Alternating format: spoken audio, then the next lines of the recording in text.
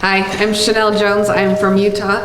Okay, so anyways, what I came to tell was I get out and I get to chase stories at times, but having small kids, I don't get to do it as much as I want. So I do a lot more of like research on the internet.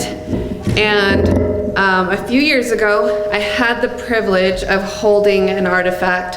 It's in one of the treasure hunting books. It's a lead cross that has a little gold nugget in it. And the gold nugget is supposed to signify where a rich treasure is.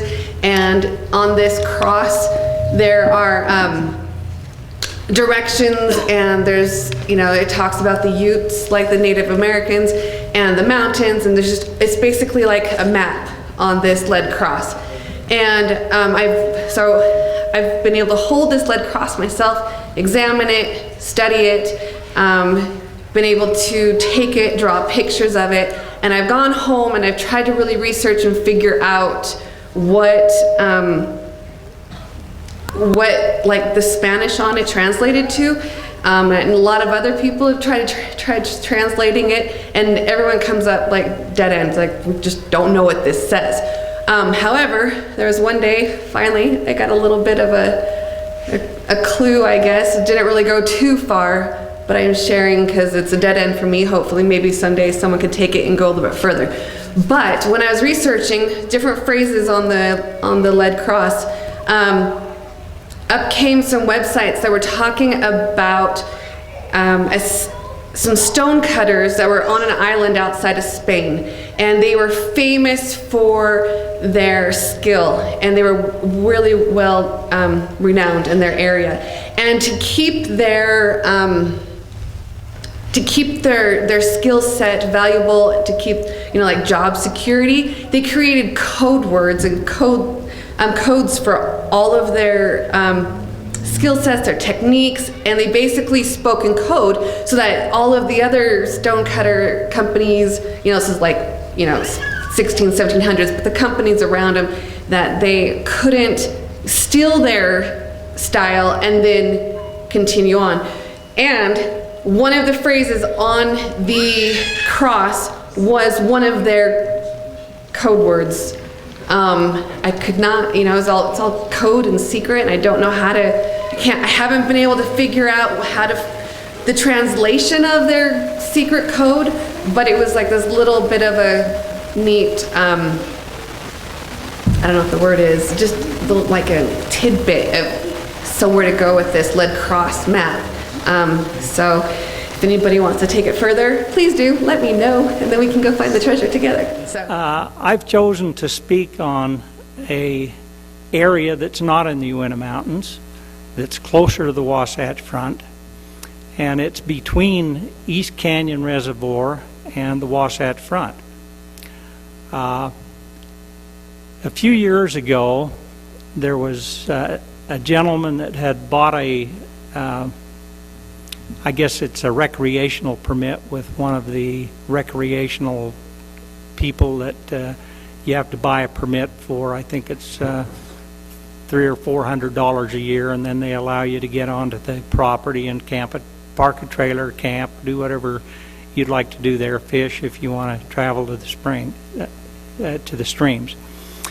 Anyway, there was a gentleman from Bountiful that had rented a parking place up a canyon called Sheep Canyon. And I'm not giving you any names of these peoples because they haven't given me permission to do so. And so I wouldn't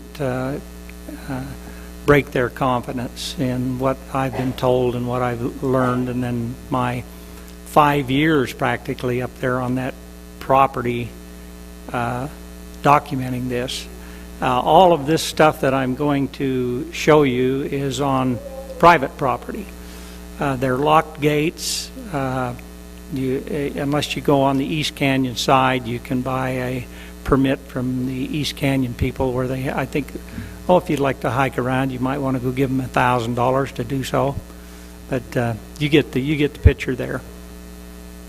Anyway, this fellow had a campsite up Sheep Canyon, and there's a hill that goes up on the west side of where he was parked.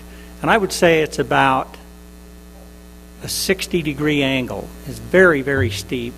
And there's a trail, a very definite trail that winds up that you can see quite easily from his campsite. Well, this gentleman is about 300 pounds, and he's not in very good shape. So he's starting up this trail, and he gets up, maybe 20%, 25% of the way going up this trail, and all of a sudden he starts slipping, and a rock comes out from underneath his foot, and down he goes. As he was falling, of course, the natural instinct of a man is to put his hand behind him and stop him, and that's exactly what he done. And when he hit the ground, he laid there a minute, and then he looks over at his hand, and there's a piece of metal sticking up between his fingers. And he thought, what the devil is that? So he reached down and he pulls it, and it's partly embedded in the rocks in the ground, and he pulls this piece of metal out, and it's a cross.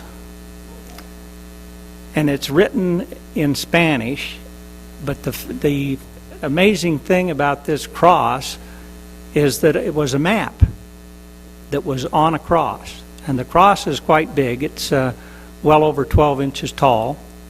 And in fact, in my demonstration, I've got 2 slides because I couldn't fit it on my scanner. You can't scan the cross and get the lower portion. I could have stitched it together, but I'm not electronically inclined like my comrades are.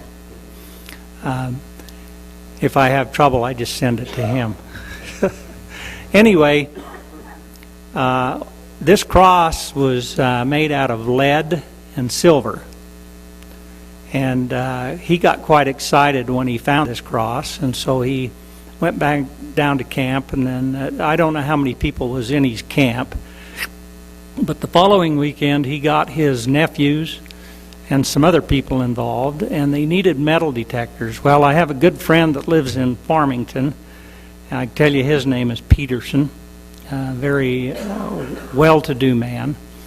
They went to Peterson and asked him if he had a metal detector, and they told him the story, and he says, well, I'll just go buy some. So he went and bought a half a dozen metal detectors, and they all went up on this hillside.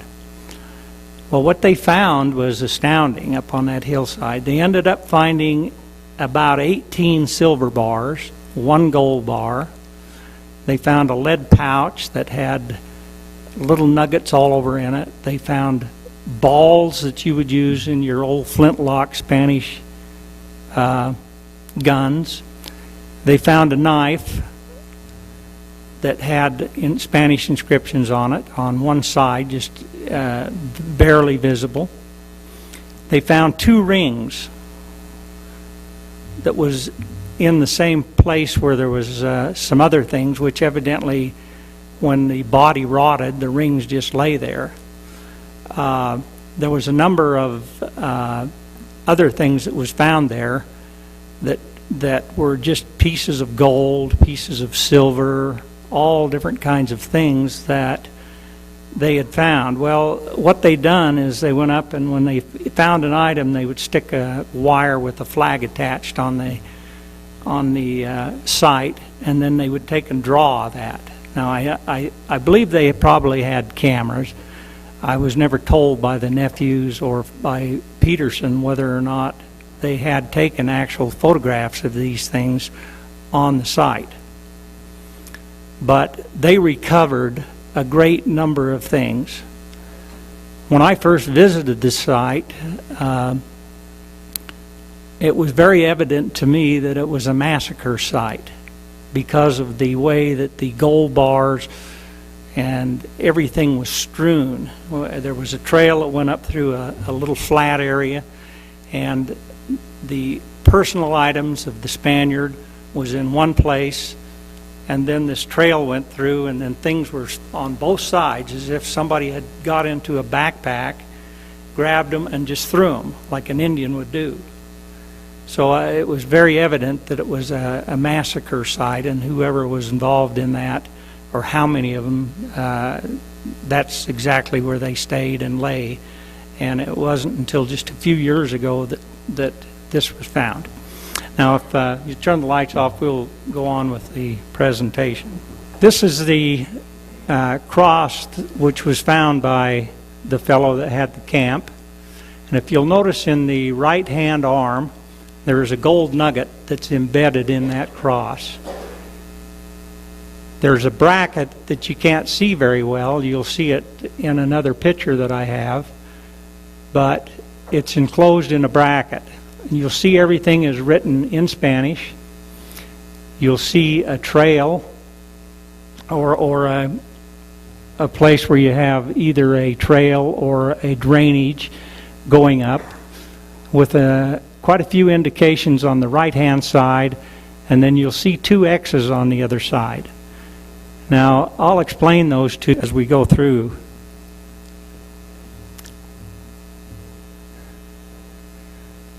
There, the arrow is showing the gold nugget that's embedded in the right arm of the cross. And you'll notice that it does not have a left arm. But it's my opinion that there was a left arm. One of the things that is pretty striking is you'll notice this line would have continued and possibly connected to this right here.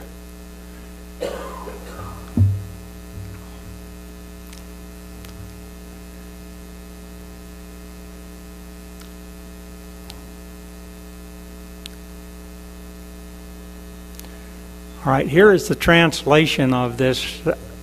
Right up here is Eja Rico Tesor. Now, most of the Spaniards that came into the western United States were not real edgy people, so they didn't spell everything exactly the same. For instance, the word tesor in dictionaries would be tesoro, which means treasure. In this case, it's just tesor. That translates to a wonderful, rich treasure. Redotero is a word taken from the dictionary in Spanish called derreditero, which means charted course by water. Redotero in this case means charted course by land. Now, this can be confusing if you look at it. Tesor de jundo por miedo de. What does that mean? Treasure abandoned for fear. For fear of what? On the bottom you have simply reditero, charted course, en España, with 2 X's. Well, if anybody knows the Spanish language, they know that the Spanish talk backwards from the way they write. They don't write, there is a white horse. They write, there is a horse white. And the same thing is here. Charted course, en España, would translate to 2 Spanish minds. It's just how they do things. Leguas oeste is 1 league west or 3 miles west. So they're giving you a starting point here, and they're going 3 miles west. Now, if you notice this area here and that there, that the X's or the marks, if you'll see that they're turned slightly, they're not the same. They have just a little different meaning, and I'll show you what that is. This is just another one I turned sideways so you could see the patina that's on the cross. And you'll see it's been rubbed off in this area and in several other areas where it got heavy rubbing, and this end, on the end where it says Utas, is turned up just a little bit. Now, the approximate size of that cross is 12 3/8 inches. So it's a very, very large cross. Now, I have taken that cross and I have placed it on a topog map. And as you can see, it fits absolutely perfect. Now, I have cut this part of the map off and made a cross out of it so that you could, in your minds, place that map on there and see how it perfectly fits. And you'll see that this, again, is missing here, just like I pointed out on the lead map. Now, here's an interesting area here that for a long time, I couldn't figure out what that was. But believe me, I've covered every inch of this ground from East Canyon to the east face of the Wasatch Range, putting this together, and it took me quite a few years to do that. Now, I've placed 4 dots here on this map, and the reason I did that is because I couldn't tell when you go back to this one whether that is a 4th mark on there or whether that's just a flaw, and I couldn't tell at the time, so I just left it on there. Right here is where the actual cross and all of the artifacts were found and dug up, and they weren't too deep in the soil, maybe 6-8 inches. So from the time frame, and you'll learn the time frame here in just a little short while. This here, I've crossed and come up on this side of the road, and there's a formation of rocks right here that pretty well shows that area there, and I believe that that's the mark that it is. What this is up here, I've never been able to determine whether it's a smelter site or what it is. The line that connects the two is what's confusing to me, but it looks like something going into another pot, which again I thought might be a smelter, but I could be wrong, because when I got to this area, there are 3 large rocks up there, one of them, maybe 20 feet high, that's shaped kind of like a mushroom on the top. Again, you'll notice I've placed the X's the way they are on the map, the positioning of them.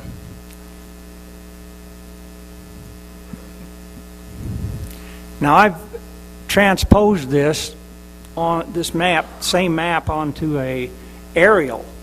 Right here, this little circle I've drawn is where the artifacts were found. If you'll notice the 3 dots here, here, and there, they're on the points of 3 ridges, and I'm positive that's what they meant. I don't see a 4th one, and unless they went to that one right there.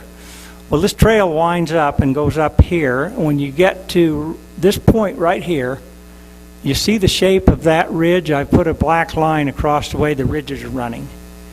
If you compare that back to the Spanish map, how they're running, you'll see that they line up perfectly. And this one is the same way. That's the interpretation. They're trying to tell you something. There's a rock Spanish monument right across the side of the trail there, and there's a rock Spanish monument there.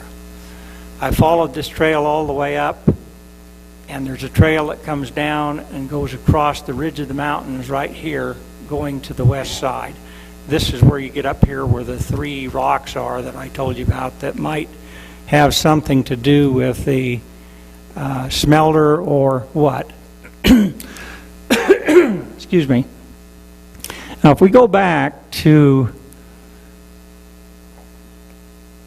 the map itself, we get back here, you'll see that there's a half moon here and there's a triangle here. I've never been able to find out what this half moon is, but I did get to this point, and it's a point of a hill that comes right to a point right there. I would suspect that there's probably some kind of a mark there, but during the time I was there, I was never able to find it.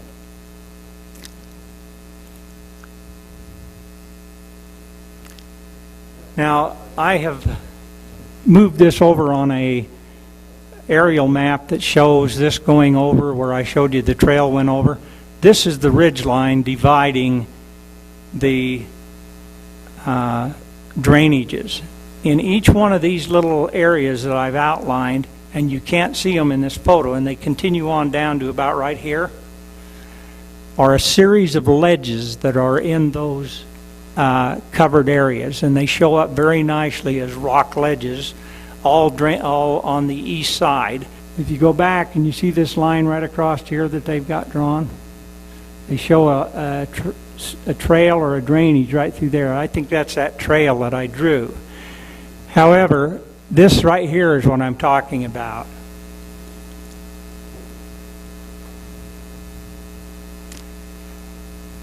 That would be these ledges that they're showing, which to me is a very good landmark. Now, I believe there's a lost leg to this map, and I'll tell you why I've put this other stuff off to the side. This is where that continues right there, and they've just cut this portion off right there. Well, back about 8 years ago, there was a Mexican-American that was working at Hill Air Force Base. His name was Vigil, and he was deer hunting up on Bertinoli's land, and all of that private land is up there. And he claims that he ran across a wheel that was sticking out of the ground. And upon closer examination, he dug around and he found the barrel of a large cannon sticking out of the ground, and then right next to it was, he claims he covered them up and even planted a small tree right there, which indicates to me that there was no tree where he found those cannons. Now, I can't substantiate that as being a fact. However, this Vigil man never knew anything about this area over here or any stories. This was just him. But I put it together, and I've added these words here. This is my own words, meaning defense from the Indians. This treasure was abandoned for the fear of death. Now, we have two different documents written by Spanish and Jesuits, which are very well documented, that use these same words for fear, treasure was abandoned for fear of death. And I believe that is the same thing on this one. Seguir esto retiro, which means just follow this charted course to the Spanish mines, which are the two X's. And there's the bracket, of course, without the nugget being involved. This is a number of the things that were found at the site and drawn. And like I say, I think there was many things. The rings and different things aren't in here, but you can see there's a lot of gold, there's a lot of silver, there's nuggets, or just various items that they found. This is the shape of some of the very crude silver bars that they found. Now, these are actual, these aren't photographs, these are photocopies which were given to me, and it shows the bars, and on the right-hand side of this bar, stamped in the side, which I don't have a picture of, but I intend on getting that, was stamped in the side of it, "Death to all those who follow." Now, here's some of the bars that were found with inscriptions as well as a map. Now, these things tell a real story if you look at them, and if you I don't suppose many people would look at them and be able to come up with the fact of the things that I've found, but these things are all telling a story. This guy that was evidently leaving this place was in where the massacre took place, was taking back the things to wherever he was going so that they would be able to come back and know what they was looking for and have the correct information to do it. These 4 zeros, if you know anything about the Spaniards and previous gold bars or silver bars that have been found either by Mel Fisher, clear back that dates into the 1500s, they all have an expedition stamp on them. And that's exactly what that is. It's an expedition stamp of the year of 1815. Now, I believe that the 1815 was the date that they left. And I think they had all of this in their backpacks, headed back either to New Mexico or to Old Mexico until such time that they figured they might be able to get back safely. This is very evident. There's 5 gold arrobas. Now, an arroba, you can hear about different weights, is probably about 23.5 pounds. So what they're saying is they have left behind 5 arrobas of gold and 20 arrobas of silver from the 1815 expedition. Now, these 4 circles, again, represent the expedition, and this is a treasure symbol. Here I go back, I'm going to talk about the Uintas again. I said I wasn't going to do that. Shame. Up on a tree above Kidney Lake Basin at the head of Slate Creek was a tree. A lot of people think it had the words Oro on it. They have all kinds of different explanations of the tree, as well as in 1856. I seen a drawing of that tree that was drawn by Don Foote when he was there, taken there by Touroos the Indian, and it had this mark on it. And I think that mark means treasure. Treasure of the expedition. So it's almost identical to that mark that was on that tree. This 5, I think, represents a total of 5 expeditions. Maybe they were there for 5 years. You know, it's pretty hard to put these things together and to make them all really make sense, but you have to do what you've got, with nobody else being able to give you any other information. Tapar, of course, means covered. So what they're saying is they covered the treasure of the expedition of 1815 at the place where the cross is. Well, when this stuff was being found, there was a lead map, and this is all it had on it. Expedition with a cross, and it showed the mountain. And this is my drawing from the one I have. It might be a little bit off from the one that they pulled out of the ground. Basically, it's what you see is what you get. It's pretty accurate. Now, this is what I found when I finally got to the site where I knew that the mines were. Now, I've developed some instruments called the instrument I developed and invented is called the Loctron. There's a road down here that goes right along the base along the creek, which is a long way down from the mountain. But when I got down to the area, got my machine out, I got 2 immediate lines. They went right up, boom, boom, right to here. And so I followed those lines out, and you couldn't get in there with his beaver dams had been in there and water, and you couldn't get in there with the vehicle. But when I followed them lines out, it took me right to a mine, right there, and it took me to... Now this other mix over here is a mine that I found around the mountain from these 2. I later found out in doing the research on this that in the early 1900s, after Morgan and that area had been settled, and this became private land in there, that these mines had actually been worked by people from the Weber County area, Morgan and through there. But what they was doing, this is a giant iron gossan. If anybody, I understand there's a couple of geologists in here, but there's a giant iron gossan that runs through here, and associated with that iron gossan were heavy amounts of gold and silver that was associated with them. All 3 of those mines are cleaned out, and who done it was the early 1900 inhabitants of the area that had went back and found those mines. Doing further research in trying to find out what they got out of them mines, I found out that they was selling this ore to Ideal Cement Company.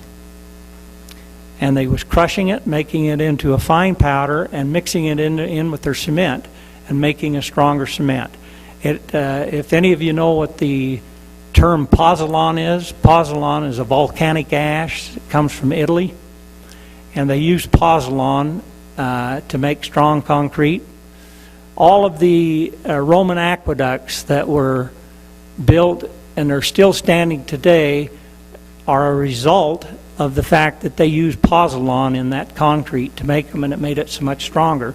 And this is what they mined that out for. They wasn't mining it for gold and silver, which was in the iron gossan. Down below the base, there's an iron vein that runs right through here and up over the mountain and into the other side. Huge pieces of iron. I seen one half as big as this, whatever that is over there. It's a piano or organ, but at least half the size of that, and maybe a foot and a half thick. Numerous pieces ranging from 5 to 12 inches in size. Pure iron. Big, huge iron vein runs through there. So it's associated with the iron and a fault system that runs all the way off of the Wasatch Fault. That is, and it shows on a geological map that runs right smack through this portion of the property. Now, I told you about a bracket, and we could go back and I could show you the picture, but I told you about a bracket. That bracket is right there, and what it is a large shelf that runs right through the lower part. You have to drop down in it. It's quite smooth from here down. You can walk down, but it's quite steep on the other side. Right here is a tree with a Spanish mark on it. But right in the center of the bracket is a hole, about 5 feet deep. Now, it's my opinion that at least a portion of that treasure, maybe all of that treasure they was referring to, was in that hole. And I believe it was marked with a big flat rock, probably with a cross on it. Anyway, this is a modern day story dealing with the Spaniards. They were in this area. This is one of about 20 sites that I have that I've researched that there is no information on in any of the books that I've worked on. I spent 2 or 3 years at this site trying to find out what it was all about. I finally did come up with everything that was necessary to decipher it. The only other...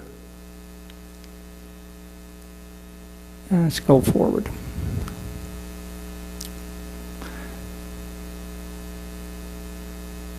What are you doing to me, Sean? It's evident if you look at the map, you look at the shape of these, and you put it on a topog map. You also put this on a aerial map. There is no question that this is the area. Many times I thought this is where the treasure site is, and I covered that heavy. There's a lot of oak brush there, and it's hard to get through, but I finally realized from this here 1 league west that they meant from these 2 peaks, it's 1 league west to the Spanish mines. Well, they're there, so there's no question that the map is accurate. The bracket with the gold nugget in, I still figure heavily that it's the bracket that I found on the right there with the hole. Possibly one of those early people that inhabited the area found that, crossed, turned the rock over, and dug the gold up. Still a mystery. Maybe I'm wrong. I have some other theories which I haven't put on here because I'm still hunting.